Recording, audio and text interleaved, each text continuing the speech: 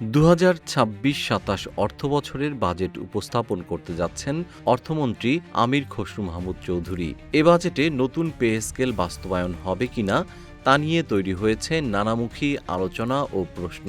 সামাজিক যোগাযোগ মাধ্যমেও এ বিষয়ে মিশ্র প্রতিক্রিয়া দেখা যাচ্ছে।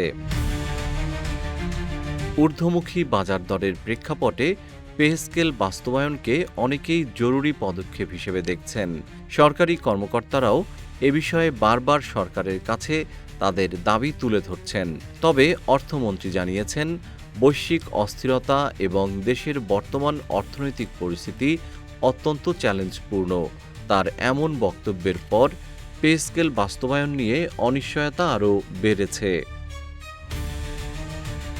এদিকে গত অর্থবছর ২০২৪-২৫ সালের বাজেটের তুলনায় এবার প্রায় ১ লাখ কোটি টাকা বেশি বরাদ্দ রাখা হয়েছে।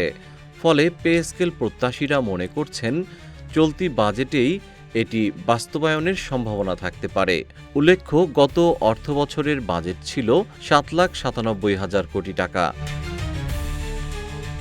এ মুহূর্তে সরকারের সামনে সবচেয়ে বড় চ্যালেঞ্জ হল জ্বালানি সংকট মোকাবিলা করে সাধারণ মানুষকে স্বস্তি দেওয়া, উচ্চ মূল্যস্ফীতির চাপ কমানো, ব্যাংক খাতের অচলাবস্থা কাটিয়ে গ্রাহকদের আস্থা ফিরিয়ে আনা, ব্যবসা বাণিজ্যের স্থবিরতা দূর করে কর্মসংস্থান বৃদ্ধি করা, নিত্যপণ্যের বাজারে অরাজকতা নিয়ন্ত্রণ করা, বৈদেশিক ঋণ পরিশোধের চাপ সামাল দেওয়া এবং আইনশৃঙ্খলা পরিস্থিতি স্বাভাবিক রাখা।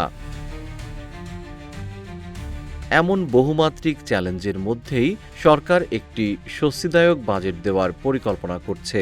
এছাড়া এবারের বাজেটে শিক্ষা খাতসহ বেশ কয়েকটি গুরুত্বপূর্ণ খাতে বিশেষ গুরুত্ব দেওয়া হয়েছে। এর আগে গত ৫ এপ্রিল সরকারি কর্মকর্তা-কর্মচারীদের নতুন বেতন কাঠামো বা পে স্কেল বাস্তবায়নের লক্ষ্যে অর্থ ও পরিকল্পনা মন্ত্রী প্রধানমন্ত্রীর সঙ্গে বৈঠক করেন।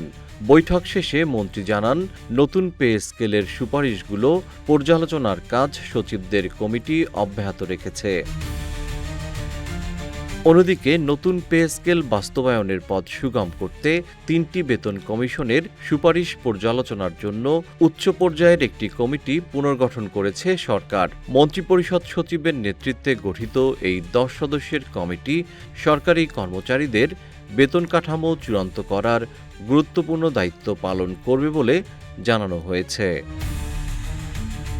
জিএম শিহাব, রূপালী বাংলাদেশ।